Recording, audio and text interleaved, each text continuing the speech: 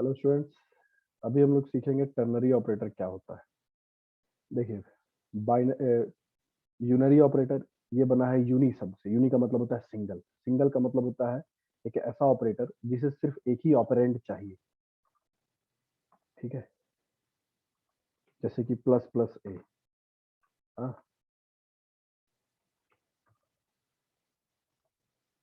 ये हमारा plus plus जो है, ये दो सिंबल्स ऑफ कोर्स है, मगर इसे हम लोग कहते हैं इंक्रीमेंट ऑपरेटर। और इसको यूज करने के लिए हमें कितना वेरिएबल चाहिए होता है? एक ही वेरिएबल ए। इसको हम वेरिएबल यहाँ ना कह के ऑपरेंड कहते हैं। ये हो गया यूनरी ऑपरेटर का एक उदाहरण। एक होता है बाइनरी। बाइनरी ऑपरेटर, ये किसका उदाहरण था? Unary operator. बाइनरी बना है बाय शब्द से। बाय का मतलब क्या होता है? टू। ठीक है, टू। तो वैसा operator like A plus B जब हम लिखते हैं तो यहाँ पर प्लस जो है, या माइनस या मल्टीप्लीकेशन या डिवीजन, हम कुछ भी दे सकते हैं। तो इसमें क्या है, इस ऑपरेटर के लिए दो ऑपरेंड चाहिए। एक ऑपरेंड चाहिए ए और दूसरा बी। तो वैसा ऑपरेटर जिसे दो ऑपरेंड की आवश्यकता होती है उसे हम लोग बाइनरी ऑपरेटर कहते हैं। वैसे ही एक टर्नरी होता है, यहाँ इसका मतलब हो रहा है थ्री।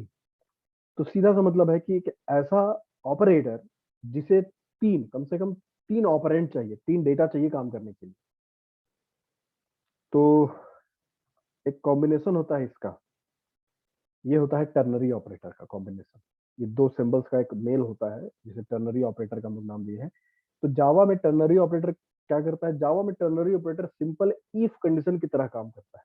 हालांकि इसे हम लोग और बेहतर तरीके से लेके कॉम्प्लिकेटेड इफ कंडीशन को भी इंप्लीमेंट कर सकते हैं, वो आप अपने प्रैक्टिस के थ्रू कर सकते हैं, मगर सिंपल फॉर्म में ये इफ कंडीशन है। ये इफ कंडीशन कैसे है, ये कैसे इफ कंडीशन की तरह काम करता है, तो इसको समझने के लिए आप एक एग्जांपल देखिए। पहले थोड़ा सा पढ़ लीजिए कि Java ternary operator function like simple if statement. The ternary operator consist of condition that evaluate either true or false plus a value that is returned if condition is true and if false। देखिए, ये नहीं है,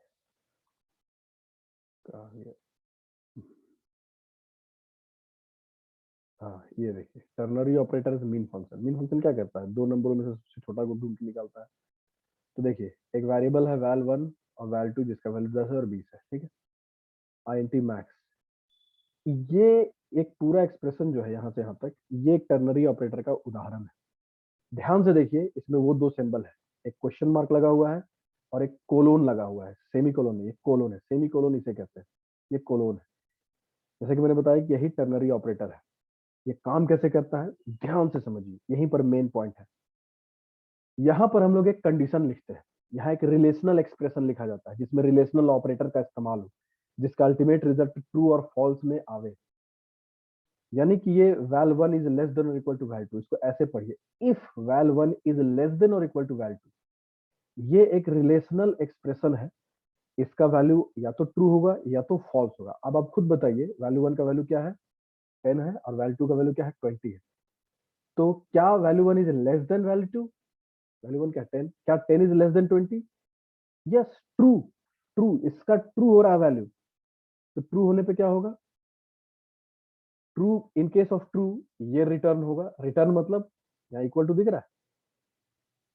अगर ये expression true होगा बच्चे, तो ये रिटर्न होगा। रिटर्न का मतलब मैक्स का वैल्यू ये हो जाएगा।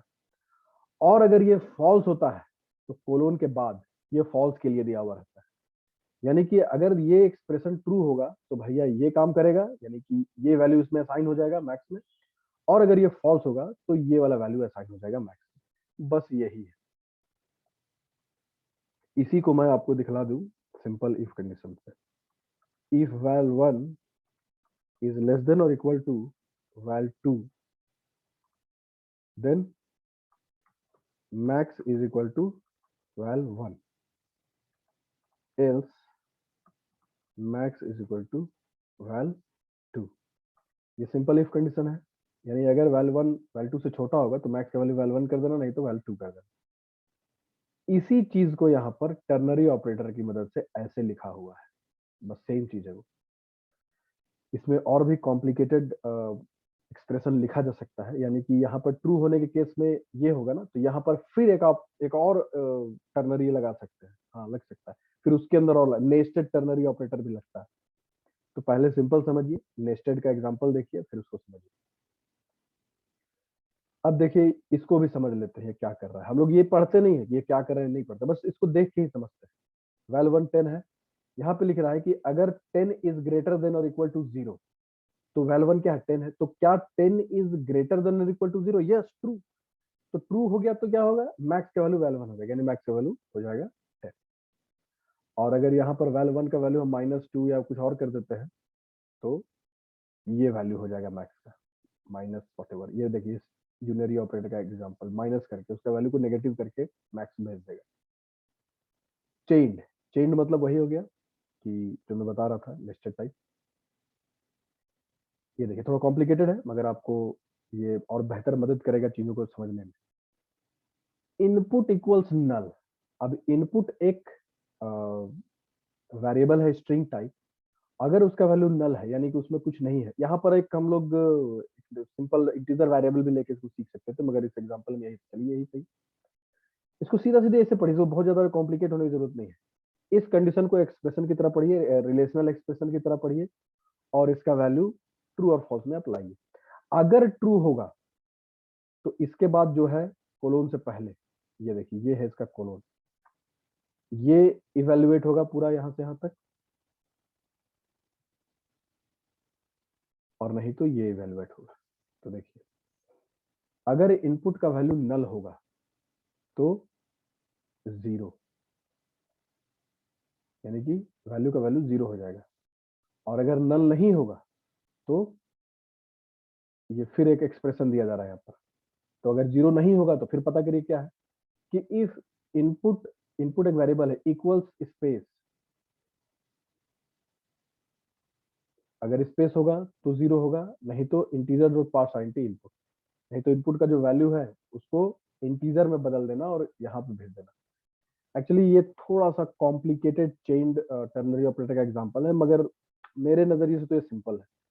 आपको अगर इनपुट डॉट इक्वल का मतलब पता होगा या इंटीजर डॉट पार्स का मतलब पता होगा तो ये बहुत ही आसानी से समझ में आ जाएगा। देखते हैं कोई और सिंपल एग्जांपल हो तो। सिंपल एग्जांपल अभी तो नहीं दिख रहा है, बट आप लोग इससे भी काम चला सकते हैं। देखिए फिर से एक बार, ये एक एक्सप्रेशन है, ट्रू होने का, ट्रू होगा तो ये 0 दिखलाएगा। अगर ये फॉल्स होता है तो फिर आप देखिए एक और आपका एक, देखिए यहाँ फिर ऑपरेटर लग रहा है ना, ये यानी कि ये फिर एक टर्नरी लगा दे रहा है। फिर ये चेक करेगा कि अगर एक स्पेस है तो 0, और नहीं तो अगर स्पेस नहीं है कुछ और है, मानी ये खाली है, खाली एक्चुअली खाली को रिप्रेजेंट कर रहा है।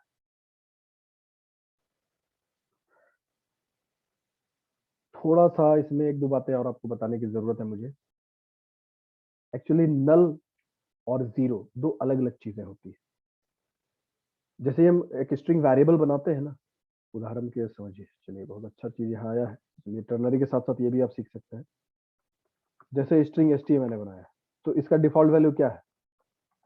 स्ट्रिंग एस टी मैंने ऐसे बनाया, तो इसका डिफॉल्ट वैल्यू क्या है?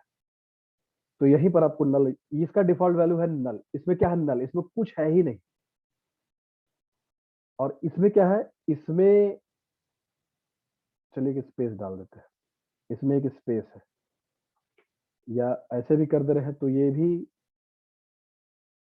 कुछ नहीं ही रिप्रेजेंट कर रहा है, ये नल रिप्रेजेंट कर रहा है। या स्पेस डाल दे रहे हैं या इसको खाली भी छोड़ दे रहे हैं, तो ये नल से थोड़ा अलग होता है। इसमें नल के अतिरिक्त यहाँ भी कुछ नहीं है, but null represents nothing in a different sense and this represent nothing in another sense. ये दोनों थोड़ा सा अलग अलग चीज है। अब आप कंफ्यूज मत होइएगा कि भाई इसमें क्या अंतर है, थोड़ा सा स्टडी कर लेना यार, ये अचानक से आ गया है इसलिए इसमें बहुत ज्यादा समय नहीं दे पाएंगे, या तुम फिर ये भी क्लियर नहीं होगा। तो वही चीज में बता रहा है कि अगर इनपुट नल होगा तब तो भाई वैल्यू को 0 कर देना, आईएनटी वैल्यू को 0 कर देना। और अगर नल के अतिरिक्त कुछ भी होगा, जैसे कि अगर ये होगा, खाली है, ये भी खाली ही है, तो भी 0 कर देना। और अगर नल भी नहीं है और ये सिंगल कोटेशन का ये दूसरा टाइप का जो नथिंग है वो भी नहीं है, तो क्या कर देना, तो हाँ कुछ होगा इसका मतलब। और वहां पर इन दोनों का अलग कुछ भी होगा तो उसे इंटीजर में बदल के वैल्यू में डाल देना। यानी कि ये पूरा चीज कर क्या रहा है पता है?